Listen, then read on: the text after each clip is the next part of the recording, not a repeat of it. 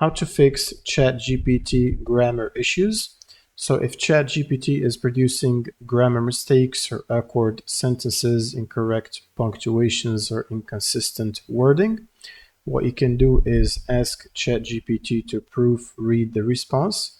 So for example, you can type proofread the response like that, or you can specify the English variant that you want to use if it matters.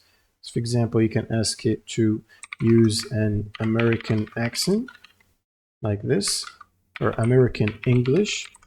So you can type it like that and send to ChatGPT.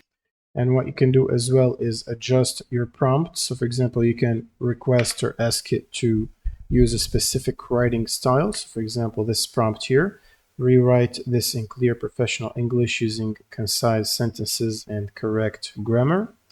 And if the errors persist in this chat session, make sure to copy your prompt and start a new chat session and paste your prompt and start again. And that's pretty much it for this video. If you have any questions, leave them in the comments below, and see you on the next one.